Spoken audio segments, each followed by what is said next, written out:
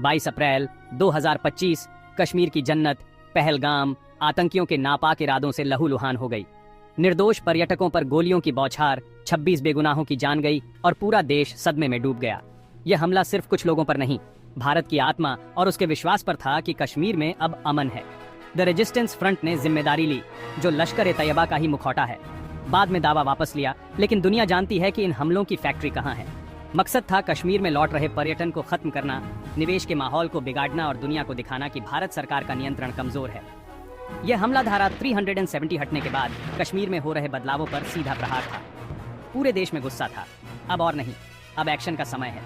सरकार और सेना से जवाब की मांग थी। भारत के सब्र का बांध टूट चुका था। हर नागरिक की आंखों में आंसू, दिल में बदले की आग थी। यह हमला सबूत था कि पाकिस्तान अपनी हरकतों से बाज नहीं आएगा। जब जब भारत ने दोस्ती का हाथ बढ़ाया, पाकिस्तान ने पीठ में छुरा घोंपा। कारगिल, मुंबई, उरी, पुलवामा, हर बार पाकिस्तान की जमीन का इस्तेमाल भारत के खिलाफ हुआ है। लेकिन इस बार भारत ने तय कर लिया था, अब जवाब सिर्फ शब्दों से नहीं, एक्शन से दिया जाएगा।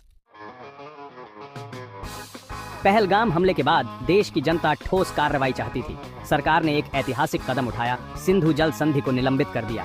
पाकिस्तान की लगभग 90% खेती सिंधु और उसकी सहायक नदियों के पानी पर निर्भर है। भारत द्वारा संधि निलंबित करने का मतलब था पाकिस्तान के भविष्य पर बड़ा प्रश्न चिन्ह। यह पाकिस्तान के लिए आर्थिक मौत की घोषणा थी। भारत ने साफ संदेश दिया, आतंकवाद और पानी का प्रवाह साथ नहीं चल सकते। पाकिस्तान ने इसे युद्ध की कार्रवाई कहा, लेकिन असली युद्ध की शुरुआत किसने की, दुनिया जानती है। भारत का यह कदम अंतर्राष्ट्रीय नियमों के दायरे में था। कोई भी देश यह बर्दाश्त नहीं करेगा कि एक संधि की आड़े में उसके नागरिकों का नरसंहार हो। भारत ने स्पष्ट किया, निलंबन स्थायी नहीं, लेकिन तब तक जारी रहेगा जब तक पाकिस्तान आतंकवाद बंद नहीं करता और गुनहगारों को भारत को नहीं सौंपता। इस फैसले ने पाकिस्तान को बैकफुट पर धकेल दिया। अब उसे अपने पानी के लिए गिड़गिड़ाना पड़ी रहा है। भारत ने कूटनीति के मैदान में ऐसी बाजी चली जिसकी काट पाकिस्तान के पास नहीं थी। सिंधु जल संधि का निलंबन सिर्फ जवाबी कार्रवाई नहीं, भविष्य के लिए चेतावनी थी। भारत की सहनशीलता को उसकी कमजोरी समझने की भूल न करें। सिंधु जल संधि का निलंबन तो बस शुरुआत थी। भारत ने साफ कर दिया, निर्दोषों के खून का बदला लिया जाएगा। 9 मई 2025 भारतीय वायुसेना ने नियंत्रण रेखा पार कर पाकिस्तान के कब्जे वाले कश्मीर और पंजाब में आतंकी ठिकानों पर ऑपरेशन सिंदूर चलाया। यह ऑपरेशन उरी और पुलवामा के बाद की गई सर्जिकल स्ट्राइक से कहीं बड़ा था। मकसद आतंकियों के पूरे ढांचे को नेस्तनाबूद करना। लश्कर, जैश, हिजबुल के ट्रेनिंग कैंप, लॉन्च पैड और कमांड सेंटर तबाह किए गए। हमारे पायलट सुरक्षित लौटे। सरकार ने घोषणा की 100 से ज्यादा आतंकी मारे गए, कई बड़े कमांडर भी। पाकिस्तान के झूठ का पर्दाफाश हो गया। ऑपरेशन सिंदूर ने पाकिस्तान की सेना और आईएसआई के घमंड को चकनाचूर कर दिया। भारत ने दिखा दिया, अब आतंकवाद को सीमा पर रोकने तक सीमित नहीं रहेगा, बल्कि जहां से पैदा होता है वहीं घुसकर मारेगा। सेना को खुली छूट थी, सीमा पार आतंकियों को खत्म करो। ये भारत की नई नीति थी। देश में जश्न का माहौल था। सेना के शौर्य को सलाम किया गया। अब गेंद पाकिस्तान के पाले में थी, या आतंकवाद छोड़ो या भारत के और वज्रपात झेलने के लिए तैयार रहो। ऑपरेशन सिंदूर और सिंधु जल संधि के निलंबन के बाद पाकिस्तान की हालत बदतर हो गई है। सबसे बड़ा डर पानी का। पाकिस्तान की अर्थव्यवस्था सिंधु नदी के पानी पर टिकी है।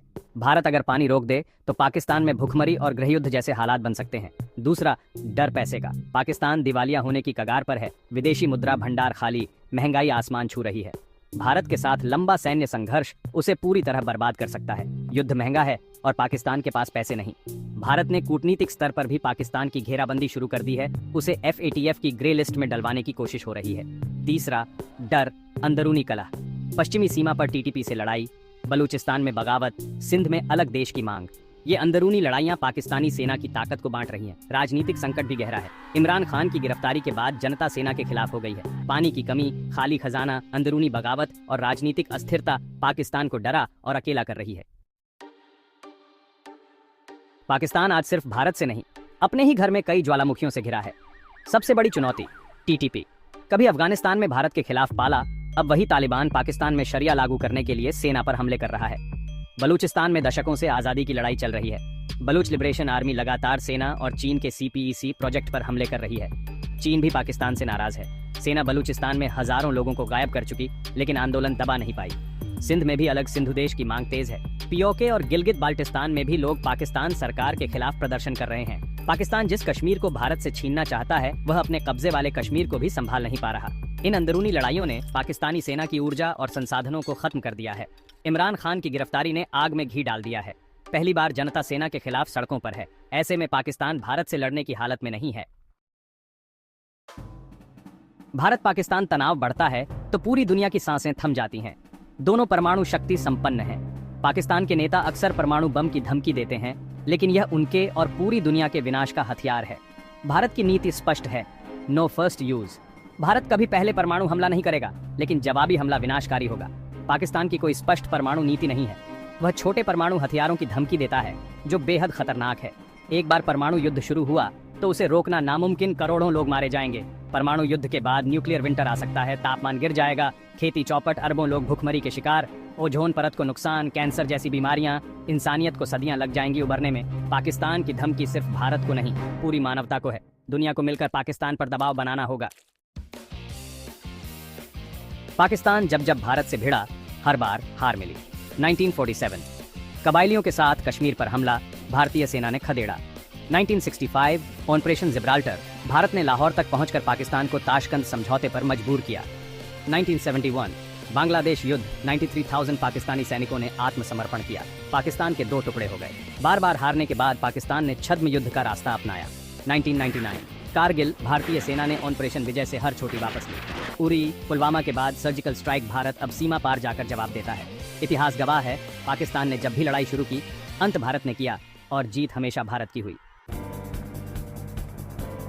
कोई भी समझदार देश युद्ध नहीं चाहता, लेकिन कभी कभी शांति के लिए शक्ति दिखाना जरूरी होता है। भारत ने हमेशा बातचीत और कूटनीति को प्राथमिकता दी, लेकिन जब पड़ोसी कायरता समझे तो जवाब देना जरूरी है। श्री कृष्ण ने भी शांति के लिए हर प्रयास किया, लेकिन जब दुर्योधन नहीं माना, युद्ध अनिवार्य हुआ। दशकों तक भारत ने पाकिस्तान के आतंकवाद को झेला, लेकिन अब ऑपरेशन सिंदूर जैसे कदम स्थायी शांति के लिए हैं। दुनिया सिर्फ मजबूत की भाषा समझती है। आज का भारत शांति अपनी शर्तों पर स्वाभिमान के साथ। सिंधु जल संधि का निलंबन और ऑपरेशन सिंदूर इसी नई नीति का प्रमाण है। मजबूत सैन्य कार्रवाई का मकसद विनाश नहीं, बल्कि दुश्मन के मन में डर पैदा करना है। सच्ची शांति तभी आएगी जब आतंकवाद की फैक्ट्रियों पर ताला लगेगा। इसके लिए देश को एकजुट रहना होगा। पहलगाम हमला और भारत का जवाब, यह सिर्फ सरकार या सेना की नहीं, 140 करोड़ भारतीयों की कहानी है। देश की सुरक्षा सिर्फ सैनिकों की नहीं, हर नागरिक की जिम्मेदारी है। संकट में जाति, धर्म, भाषा से ऊपर उठकर सिर्फ एक पहचान भारतीय। अफवाहों और झूठी खबरों से बचें, देश की एकता को कमजोर करने वाले संदेशों से दूर रहें।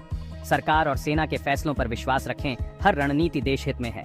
राष्ट्र सर्वप्रथम की भावना अपनाएं, स्वदेशी वस्तुएं, नियमों का पालन, एक दूसरे की मदद। बच्चों को देश के गौरवशाली इतिहास और वीर सैनिकों की कहानियां बताएं।